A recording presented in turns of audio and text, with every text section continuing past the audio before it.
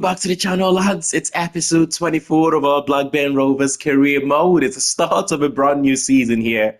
Our third season as the manager of Blackburn Rovers. We have done quite well, haven't we? Winning the league in our first season, in the championship, automatic promotion, finishing in the top four, as well as winning the FA Cup against all odds in our second season, which was fantastic. The other thing that I wanted to say quickly is I really do appreciate the engagement on the channel and people watching the videos, people liking the videos, subscribing and leaving comments. And when you can as well, I really do appreciate that. It's a fairly new channel. Honestly, I did not expect to have been close to 40 subscribers at this stage.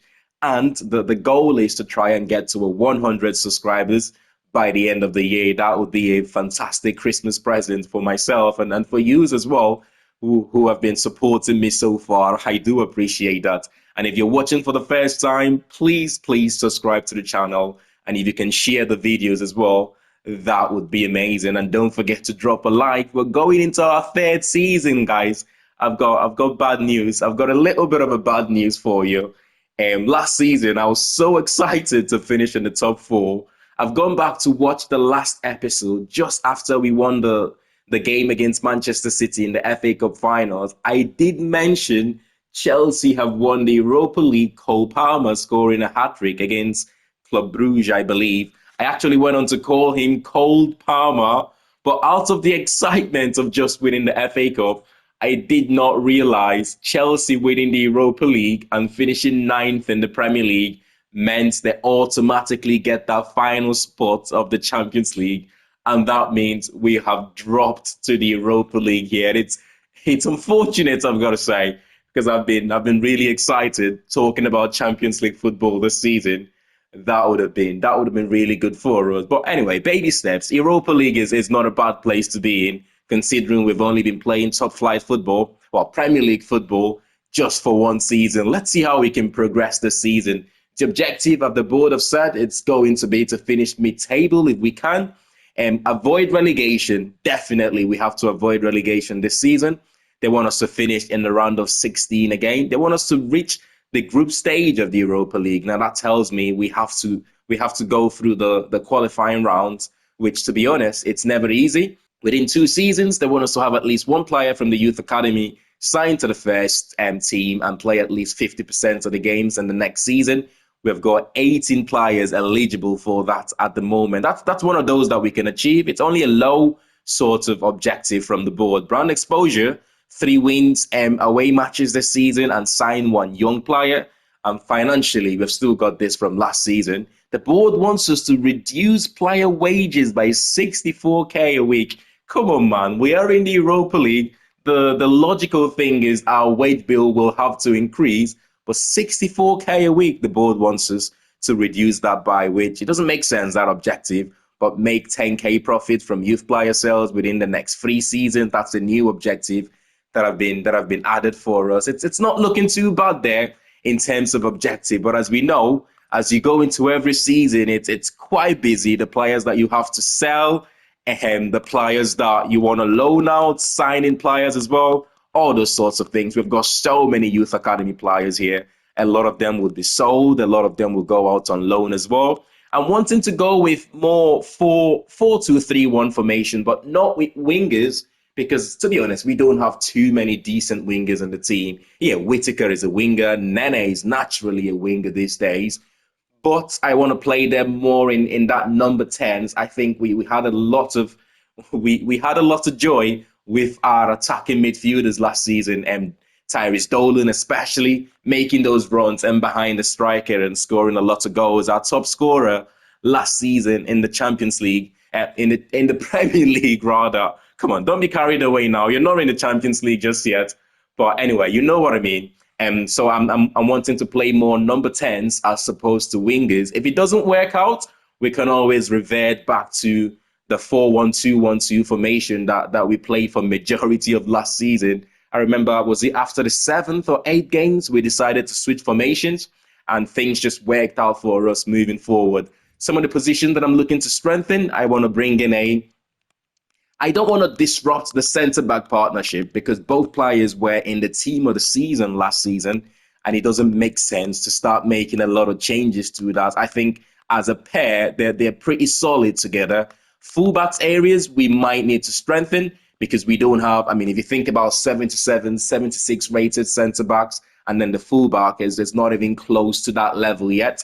We've got two solid CDMs in Daniel and Walter Berger, and we have got the likes of Travis. Buckley can play in that position, of course, we know. We've got Garrett, we've got Corbin as well. That's a position that I want to try and strengthen to bring in a player with better quality.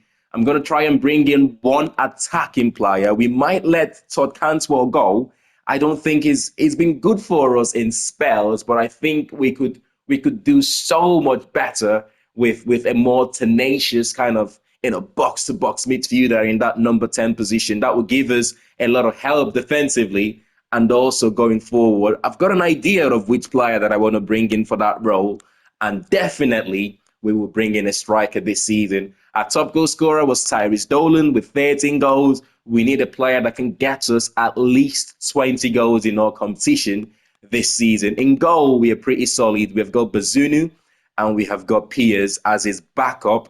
Now, unless Piers wants to leave, we might bring in a backup goalkeeper. But if he's happy to change his role from importance to squad rotation player, as well as a little bit of a pay rise, I'm happy to keep him as the backup if that's possible. The likes of Crawford, I want to try and send out on loan. Doran as well will be going out on loan. Both players, I think, after a season, after one more loan for them, they might be good enough to be competing for first team places. Exactly the same as Carney. Carney might need two more loans, but we will see. He's not on too much money, is he, Alex Piers? That's a good thing. But my issue with, at the moment, he's got that important squad role. And that means every so often he's demanding to play games, which doesn't help us. I hope he's going to drop down to rotation. Okay, he's happy with that. And to extend his contract by a further 2 years. I don't want to do that.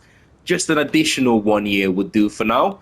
And no release clause in terms of wages. Although I want to give him a pay rise, I also don't want to give him too much of a pay rise. I'm going to go 14k a week, £100,000 and signing on bonus. That should be fine in my opinion. That's a reasonable offer. He's happy to stay for a couple of seasons as a backup. He's come down to squad rotation player, which is very important for me. That was the main thing going into that contract negotiation. In terms of wages, I still want to keep that structure going. We're quite structured in terms of wages. Todd Cantwell being our highest paid player right now. The likes of Koulibaly is probably going to get a pay rise again. Whittaker is probably going to want a pay rise. Tyrese Dolan as well is going to want a pay rise. But I don't want to go more than, say, £40,000 in wages this season. It's going to be structured, yes, yet again.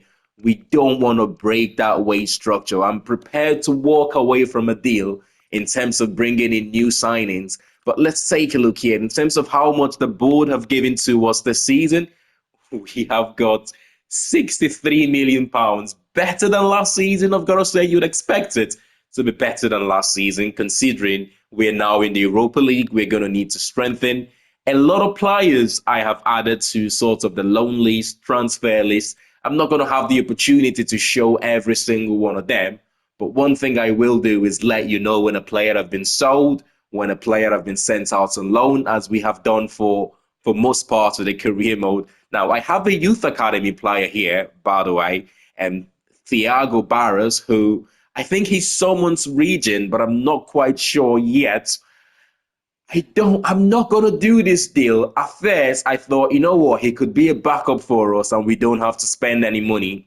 But I don't want to be signing regions just yet, just because we have got our own youth academy to focus on, to try and use the players we have scouted ourselves rather than going to sign regions of someone. He's probably going to end up somewhere pretty quickly. He looks quite good. 6'2". I think he's going to be about 74, 75 rated. And if we do sign him, which for 17 years of age and not paying any money for him, that would have been a fantastic deal to do. But you know what? I'm going to keep it realistic. I'm not going to go for that deal. Our first game of the new season is going to be against Liverpool, the curtain raiser, the Community Shield. We will treat that one as a preseason, given the fact that I declined the option to take part for the preseason. In my opinion, the preseason from the game are a little bit pointless. I don't see any reason why you should be getting additional transfer budget from it. I get it though. If you're using a smaller team that you don't have decent enough transfer budget, the preseason might be a good way to boost that up. But Joshua Zirkzee joining Barcelona not quite worked out for him at Manchester United. So far, I've got to say, who knows? The new manager might just get the best out of him, but I don't think so.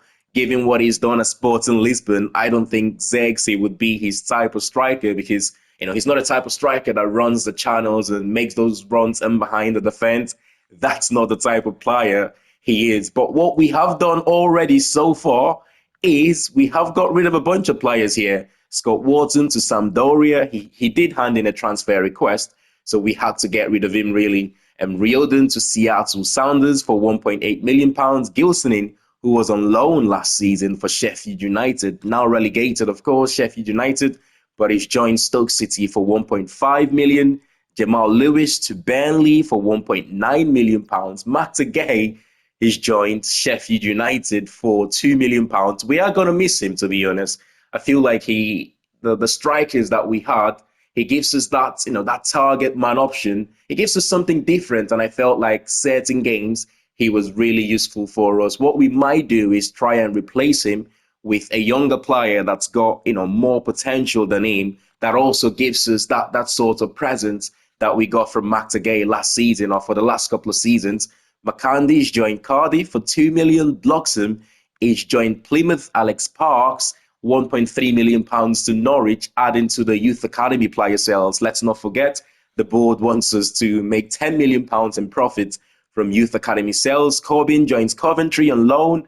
A giant of a goalkeeper, Gordon Sterling, 6'8", joining Birmingham for the remainder of the season. Laye to Lugano, and Moshon has joined Dusseldorf, I believe that is, the second division German side, if I'm not mistaken. We also have a transfer offer here for Koulibaly from Cadiz and the Spanish side. I'm going to reject this deal. Don't get me wrong. I don't mind selling our better players, but it has to be to teams that are better than us. Your top 6 Premier League teams, your Real Madrid, Barcelona's, Atletico Madrid, your PSGs, those sorts of teams. But I tell you what, if you get an offer from those teams for any of your player at this stage, it just means you have got a good player in your hands. But some of the players that we have scouted so far, a couple of right backs, Trail Hume, and from Sunderland, Trail Hume is decent, doesn't he? He does look decent. And let's not forget, we did sign Daniel last season from Sunderland,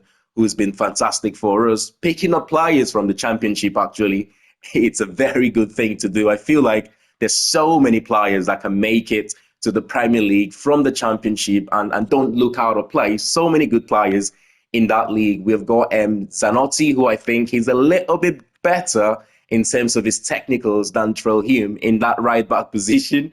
We've got Lemoyne. Don't forget, I'm not going to be doing this sign. It's not a signing that we can do anyway. But last season when we faced Arsenal, I thought he was fantastic. I wasn't sure who he was, but it looks like he might be the regent for Raphael Varane, who is now retired, of course. French, left-footed, 92 rated and 20 years of age.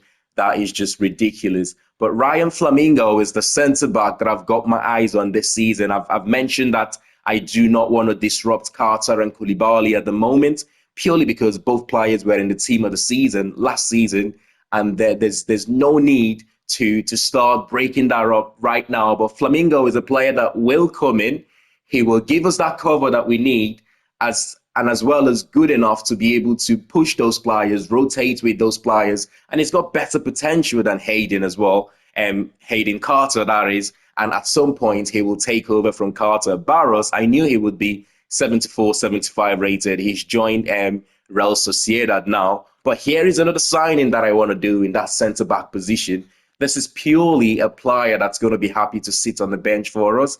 I feel like he's got decent enough potential. He can give us cover as a centre-back, as a right-back, even as a CDM, given some of his stats here is really, really good defensively. His passing is not out of place either. Short passing 78 there. It's not out of place at all. We've got Hugo Bueno, who is 76 rated, going into the left back positions now. We have got Owen Beggs. He was on loan with us actually in the first season. Didn't get too many games, and Liverpool decided to recall him. We've got Harrison Burrows there, and we've got Lund Hansen rather, the left back, who he does look good, doesn't he? Technically, really good physically.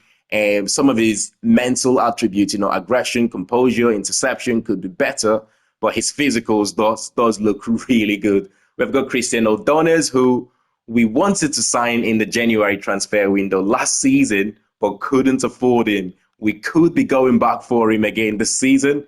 We have got Mohamed Diamonde from Rangers. Oh my God, he's too good, isn't he?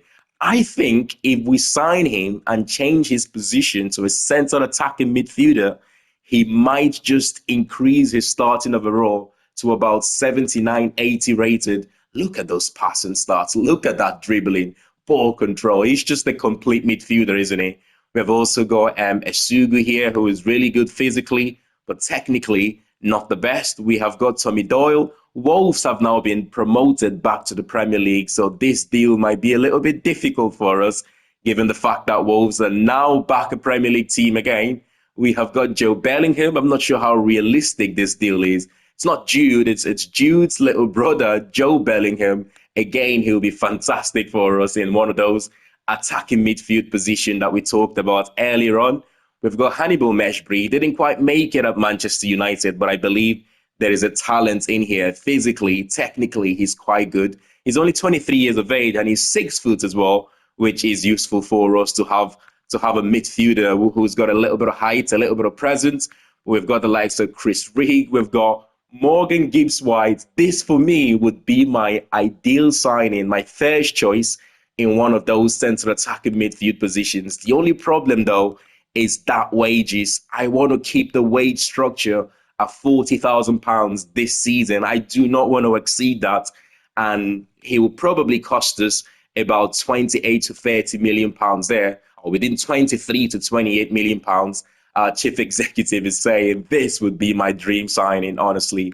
And I did mention I will try and sign a young player, like for Matt Tagay, who has joined Sheffield United now at 6'5" and 22 years of age.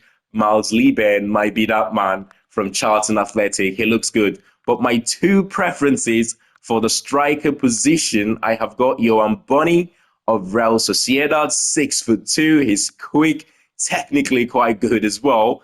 And we have got Liam Delap. We know he can score goals in the Premier League. He's done it this season, or he's doing it this season for Ipswich Town in the Premier League. He might be a good little signing for us. £10 million, a lot cheaper than Boni, but of course, Boni is much better than him at this stage. But the question is, can we get him out of Real Sociedad? If that is not possible, we might just go for our second choice, Liam Delap. And now we have got Samuel Leconte. Looks like he's completed that move. It's a permanent signing to Plymouth Argyle for about £2.1 million, I believe. Not all youth academy players are going to make it. We know that. And let's not forget, the board wants us to make a £10 million profit, which that must be really close now. Actually, let's take a quick look at objectives and then down to financials. So far, we have made 86% of that from the £10 million. That's £8.6 million. So one more youth academy player sell for £1.4 million. That will get that one done for us. There's a couple of youth academy players who might be completing their moves as well.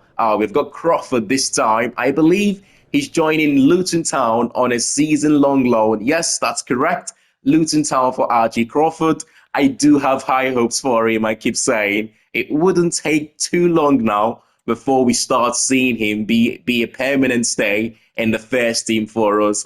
Let's see how he improves on that season-long loan to Luton Town. Oh, no way, man. Liam Delap's now 77 rated, which means we might end up paying £3 to £4 million more if we end up going for him. But our first choice here is Yohan Boni. The issue with this deal could be £28.6 million.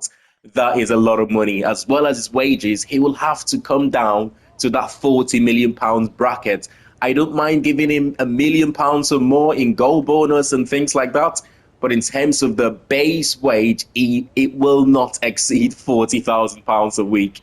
But let's take a look here. £29 million. I'm going to go a little bit less than his market value here to begin with a cheeky little 10% sell on close to Real Sociedad.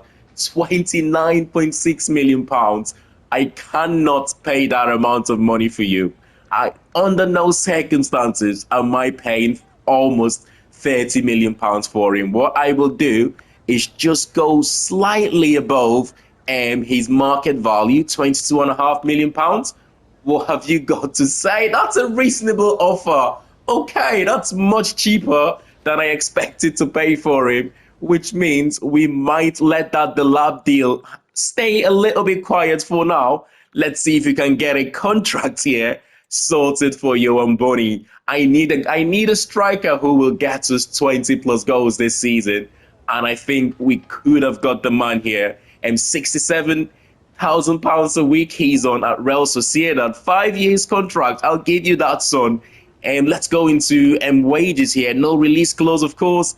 Wages, £40,000 is the maximum I intend to go to. What I will do is just bump up the incentive a lot here for him. Goals, and if he scores 25 goals for us, he can get £1 million as well. Is he going to accept this? 41.5k. I don't want to exceed 40k, son. I'm sorry. I know it's only 1.5k difference, but there's a reason you have a structure at a football team, and we have to keep to that structure. It's not quite what he wants, but he will accept it, and we bring in our first signing of the new season. It's a 79 rated striker.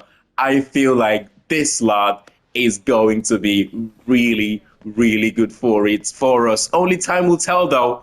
Only time will tell. But let's take a look. Have we done a good deal here, according to the board? Let's take a look. Have we overspent or have we done a good deal? We have done a good deal, of course. The other player that I'm going to quickly try to sign, this might be another difficult one as well.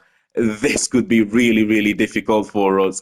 But it's a centre attacking midfielder, relegated Nottingham Forest last season. It's Morgan Gibbs-White, 82 rated. I don't think he's going to grow much this season, in the sense that I think he's already almost reached his peak anyway. But in future seasons, he might just grow by one or two more. Okay, £26.7 million. It's not a bad place to start. It's not a bad place to start at all. I'm going to go £20 million, a little bit more than I offered before. Let's see. Nah, £20 million, not 20.1 million. But it's difficult to tell, isn't it, with the thing change now. £23.3 million. That's much less than his market value. I still think we can get him for less than that. I honestly think we can get him for less than that. £21 million. No, it's getting too close now. I will have to accept the deal. And it looks like he could be our record signing here, breaking the record for Yohan Boni already. Back-to-back signings here. Once again, his wages could be an issue. He's on so much more than 40k, but I'll try and do exactly the same thing that we've done for Boni. Crucial first-team player, of course. Behave. Let's talk about wages then. Again, I'm going to go 40k a week just to keep him on par with Yohan Boni. But on the other hand, I'm going to give him a little bit more in terms of signing on bonus, purely because I feel like he's better for us. In terms of goals, if he goes on to score 10 goals for us this season, he can get another £1 million. That will be well deserved, in my opinion. That's a reasonable offer. He's happy to sign for us. Second deal done already this season. Oh my God, we could be unstoppable this season, Purely the fact that we did finish in the top four last season. We have made two very important signings to improve the starting 11 already, and we're going to be looking to make more signings. This could just be probably the best signing we have done in this career mode. And to think we got him for about £5 million less than his market value, I tell you what, I am happy with that one. The team is looking much better now, isn't it? Still don't have the squad depth, especially in that CDM position. That's one area we still need to strengthen. The fullback position still needs improving, but we will get there. I'm happy to listen to offers for either Callum Britton or Rankin Costello, but it's only going to be one of them, not both. I'm happy to listen to offers for one of them. Exactly the same as Todd Cantwell, actually. I'm not actively looking to sell him, but if we get an offer like we did last season from a Bournemouth or any other team, I will entertain that offer as well. But in terms of options, we have got Nene, who can give us cover in any of those attacking midfield and up front as well. We've still got Harry Leonard, who I want to keep this season.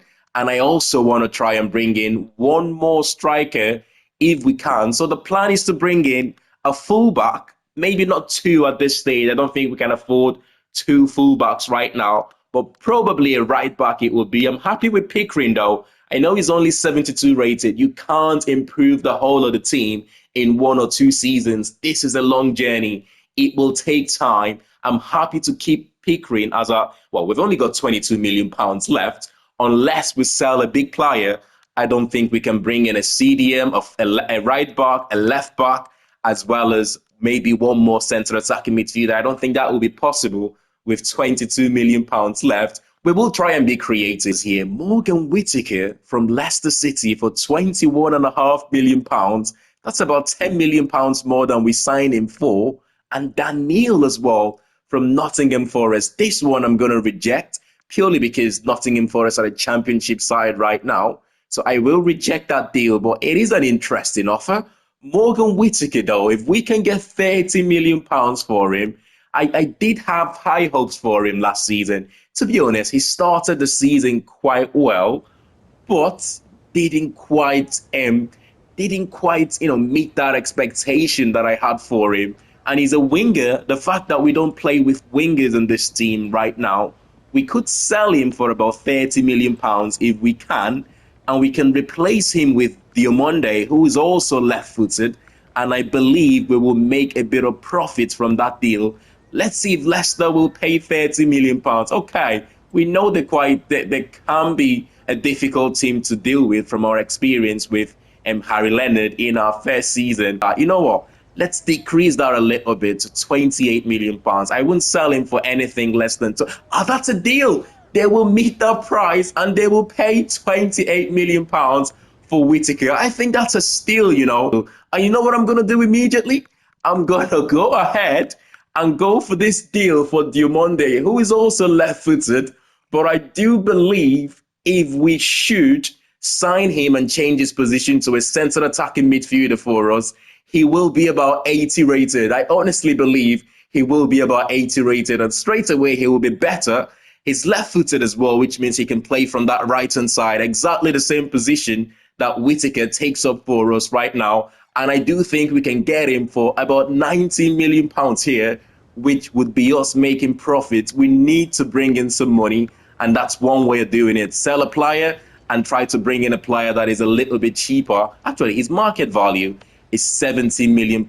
Let's go exactly his market value here. Okay, £24.7 million already. That is less than we have sold Whittaker for. And I think £18 million and a 5% sell-on clause sounds about right for this deal. They will need a little bit of time to think about it. That's okay, because we still need to sell Whittaker, of course. So take your time. Come back to us when you're ready to do that deal. But for now, we will actually remove Whittaker from the starting 11 going into that game against Liverpool because we don't want him to get injured and jeopardize that deal for us. But Nene will start in that position for this Liverpool game. Without further ado, I'll see you all in our first game of the season. The curtain raiser, the Community Shield. It's Liverpool and it's Wembley again. I've got to say, we're making Wembley our second home right now. 3 times in the save that we've been to Wembley. Twice last season in the FA Cup, and once again here for the Community Shield, the curtain raiser. They still haven't fixed this, man. Am I the only one having this issue? Why are they showing the Premier League title for FA Cup finals, Community Shields? I'm sure it'll be exactly the same thing if we do manage to get ourselves to the Carabao Cup finals, which it's a shame, isn't it? Easy things like this, I'm not even going to complain about it anymore. because it doesn't matter what I say, it's not getting fixed, is it? Anyone, let me know in the comments if you have experienced the same thing this season regarding the titles or the trophies that show you not being the one that you're competing for. But Liverpool have got Elliott in that number 10 position. They've got Owen starting for them in that left back position. And he was on loan for us last season. One of the left backs that I'm actually looking at this season. But on loan in our first season, and Liverpool had to recall him because he wasn't getting too many game time. But other than that, their forward three of Rodrigo playing from that right-hand side. They must have sold Salah. And they have got Diaz from the left-hand side. And they've got Darwin Núñez, who is in possession there. The shot's been saved from Bazunu. Let's not forget how important he was for us last season, by the way. Gavin Bazunu, I thought, for most parts of the season, he was superb. He single-handedly kept us in so many games. And I really do hope he will do the same for us this season. Otherwise, we might struggle a little bit. Oh, nice. Tyrese Dolan there to Valterberger. He's made the run. Oh, that's surely. He's made a good run there. Our new signing, on his debut. Trivela as well, outside of his foot. What a lovely finish. But that pass, though, from Valterberger. I know he's got this in his locker, by the way, to sort of, and from those sorts of, this time he was a little bit forward, but usually from those deeper positions, he's got some terrific passing ability, you know, the Dutch midfielder. But what a finish. Good start here to the Community Shield, and we've taken the 1-0 advantage. Mamashvili, I always thought they would sell Alisson, since they have signed Mamashvili. Only a matter of time before that happens in real life. I mentioned last season, Luis Diaz driving forward here, the shot's been saved. I mentioned last season that when I say last season, I mean last season on the save. I did mention that given the fact that Alisson is getting injured more and more and more, the fact that Mamashvili is going to join us and Liverpool in real life next season or the start of next season, it could just be the end of Alisson. And both goalkeepers, Kelleher, both Mamashvili and Kelleher would battle for that number 1 spot from next season for Liverpool. But here is Nene driving forward. Konate is always going to match him for pace there, right? Diaz to Frankie de Jong. Every time I've played against Liverpool, by the way, he's been impressive for them in midfield. Frankie de Jong is so composed, isn't he? One thing that's not talked about. Oh no! One thing that's not talked about a lot about Frankie de Jong is how quick he actually is. He covers a lot of ground, you know. Defensively, he's quite solid as well. He's not just one of those good on the eyes midfielder. He does everything quite well. It was a shame to concede there, you know. I felt like if we could have taken that 1-0 advantage going into the break, we could have a chance in this game. But Liverpool getting the equaliser just before the first half, coming to an end here. They're going for the second though. 8 minutes to go, 7 minutes to go. It's waiting for me to commit. Owen Becks, I'm not committing, son. I'm keeping the back four just as he is right now. Oh, we're struggling. We're struggling, man. Ever since they got that first goal, we are struggling to stop them from creating chances. It's Ben White. That's a good signing for them, isn't it? Ben White. No, I don't think it's better than... Oh, no. Oh, no. Oh, no. Oh, that's straight into the hands of the goalkeeper. Bunny, our second signing of the season, our first signing of the season, rather, because we made that signing before we signed Morgan Gibbs-White. Could have got a goal on his debut as well. The goals will come for him, though. What I have been impressed by is his movement in this game, something you're not going to see too much of. But his movement is been really, really good. Oh, my God, Daniel. What a strike that was. Both players making their debut for us today, Ewan Bunny and Morgan Gibbs-White. They've been really good, you know. It will take time, of course, for them to integrate with the rest of the team. We might have to try 1 or 2 different formations along the way. Elliott, control. Oh, what a save. Diaz will keep hold of the possession. Try to cross the ball. But it's a corner for Liverpool here. It looks like they're making some substitutions. Sanchez and Modric replacing Elliott and Bajicic in midfield for them. Substitutions of our own. And we have got Buckley and Cantwell coming on for Morgan Gibbs-White and Tyrese Dolan. Impressive debut for Morgan Gibbs-White here. I did mention I will treat this game as a preseason, hence I'm taking off some key players there, not wanting them to get injured before the start of the Premier League season. Liverpool could get one more opportunity. I think he was offside there. He's absolutely smashed the post, but it looks like he was offside. Come on, 1 minute to hang on. And the curtain raiser goes to penalty. Nunes, Ben White, Luis Diaz. Liverpool are probing right now. We can't concede. It would be so disappointing if we concede at this stage of the game. The referees having none of that. Liverpool trying to buy their time to create a chance there. But the referees ended the game, which means for the first time in the save, I will be having a penalty shootout. We had one last season, if I'm not mistaken, in the Carabao Cup against, it must have been Hull City, but I simmed that game, so we didn't get to see the players take the penalties. Top left hand here, Johan Bonny. In you go, son. Come on. We get the advantage here earlier on. Rodrigo. Went the right direction, but just not quick enough. The goalkeeper did not go down quick enough, and Rodrigo slots that one in. Top left again. This time from Nene. Come on, can we save this? Went too early there. I sort of made it easy for the penalty taker there. Daniel, bottom right. In you go. Easy as you like. This might... I've got a feeling this will go all the way to the get in. I've got a feeling this would go a long way before this penalty shootout is concluded. Oh my god. I knew he was gonna go to the right hand side. No way, I've messed that one up. Callum Britton. Oh, you need to get in the green, otherwise you just know you're gonna miss it. If you don't get it in the green, you're always gonna miss it. That's an unfortunate penalty kick. Oh my god, what a save. What a save from Bazunu. Just when we needed it. Top left-hand corner. In you go. Or top right-hand corner, I should say. Oh, this is looking good right now. Bazunu, you saved this. And we are the Community Shield winners. Once again, I've gone too early. I've made it easy. For them. Pickering. Harry Pickering, top left-hand corner. Get it. We're still in this. Why am I going too quick? Almost sort of in a hurry. To dive. That's a good penalty. We're still in it. It's the 7th penalty takers here. And the game is still not concluded. I went the right direction this time.